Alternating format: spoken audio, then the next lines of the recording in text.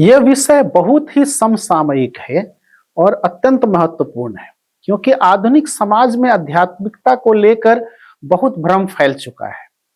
बहुत लोग सोचते हैं कि आध्यात्मिक जीवन का अर्थ है संसार से भाग जाना, जिम्मेदारियों से दूर हो जाना या केवल एकांत में बैठकर ध्यान करना। लेकिन आनंद मार्ग दर्शन इस विचार को स्वीकार नहीं करता। आज का विषय है spirituality is not escape, it is transformation.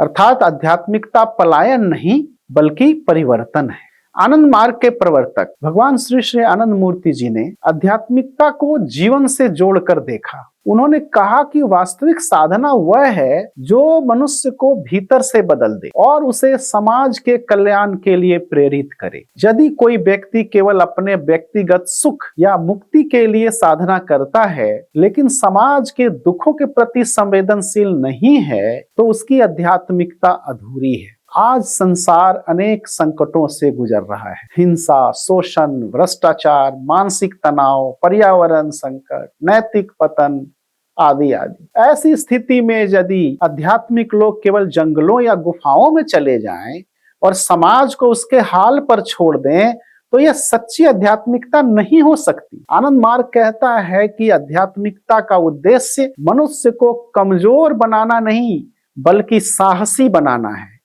साधना मनुष्य को जीवन से भागना नहीं सिखाती बल्कि जीवन का सामना करने की शक्ति देती है। आज बहुत लोग बाहरी रूप से सफल हैं लेकिन भीतर से टूटे हुए हैं।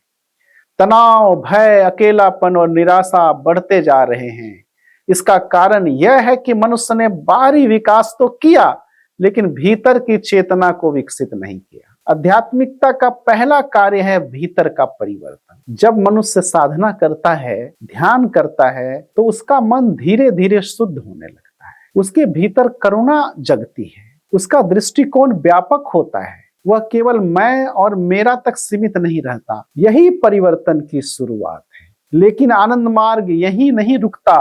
आनंद मार्ग का आदर्श है आत्मोक्षार्थम जगत हिताय च, अर्थात अपनी मुक्ति और जगत का कल्याण। साथ साथ यह केवल व्यक्तिगत आध्यात्मिकता नहीं है, यह सामाजिक आध्यात्मिकता है। इसका अर्थ है कि साधना के साथ सेवा भी आवश्यक है, ध्यान के साथ संघर्ष भी आवश्यक है, आत्मिक विकास के साथ सामाजिक जिम्मेवारी भी आवश्यक है। यदि समाज में अन्याय हो रहा है और एक आध्यात्मिक व्यक्ति मौन रहता है तो वह आध्यात्मिकता नहीं, पलायन है। सच्चा साधक वह है जो भीतर से शांत हो लेकिन अन्याय के विरुद्ध निर्भीक हो, जो प्रेम करे लेकिन शोषण के सामने झुके नहीं, जो ध्यान करे लेकिन मानवता की सेवा भी करे। आनंद मार्ग इसी संतुलन की शिक्षा देता है। आज दुनिया में दो प्रकार की समस्याएं दिखाई देती हैं। एक ओर भोगवाद है जहां मनुष्य केवल बाहरी सुखों के पीछे भाग रहा है। दूसरी ओर ऐसा आध्यात्मिक दृष्टिकोण भी है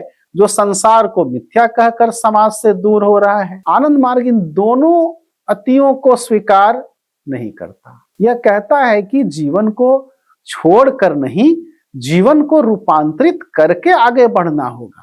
परिवार में रहकर भी साधना हो सकती है, समाज में कार्य करते हुए भी आध्यात्मिक जीवन जिया जा सकता है, संघर्ष करते हुए भी मन को परम चेतना से जोड़ा जा सकता है। यही कर्मयोग है। आज युवाओं के सामने सबसे बड़ी चुनौती है दिशाहीनता। बहुत से युवा ऊर्जा से भरे हुए हैं लेकिन उन्हें सही दिशा नहीं मिल रही। कुछ भोगवाद में खो रहे हैं, कुछ निराशा में, कुछ केवल व्यक्तिगत सफलता तक सीमित हो रहे हैं। आनंद मार्ग युवाओं को एक महान आदर्श देता है। अपने जीवन को आत्मविकास और मानवता की सेवा के लिए समर्पित करो और साधना से शक्ति लो, चरित्र बनाओ, समाज परिवर्तन के लिए आगे बढ़ो, क्योंकि सच्ची आध्यात्मिकता केवल व्यक्तिगत शांति तक सीमित नहीं रहती, वह समाज को भी बदलना चाहती है। आज यदि दुनिया में हिंसा है तो उसका कारण मनुष्य के भीतर की अशांति है। यदि शोषण है तो उसका कारण मनुष्य का लोभ है। यदि विभाजन है तो उसका कारण संकीर्ण मानसिकता है। इसलिए समाज परिवर्तन की शुरुआत चेतना परिवर्तन से होगी और यही आध्यात्मिकता का वास्तविक अर्थ है। आध्यात्मिकता का अर्थ केवल पूजा पाठ नहीं है, यह चरित्र निर्माण भी है, यह चेतना का विस्तार भी है, यह प्रेम और सेवा का मार्ग है, यह मनुष्य को पशुत्व से मानवता और मानवता से दिव्यता की ओर ले जाने की प्रक्रिया है। पशुत्व से मनुष्यत्व में, मनुष्यत्व से देवत्व में, देवत्व से परम तत्व में। आनंद मार्ग का न्यू ह्यूमनिज्म भी इसी भावना को आगे बढ़ाता है। यह कहता है कि प्रेम केवल अपने परिवार या समुदाय तक सीमित नहीं होना चाहिए। संपूर्ण मानवता, संपूर्ण जीव जगत और प्रकृति के प्रति करुणा होनी चाहिए। जब चेतना विस्तृत होगी तभी वास्तविक परिवर्तन संभव होगा। भाइयों और बहनों, आज दुनिया को ऐसे आध्यात्मिक लोगों की आवश्यकता है जो केवल उपदेश न दें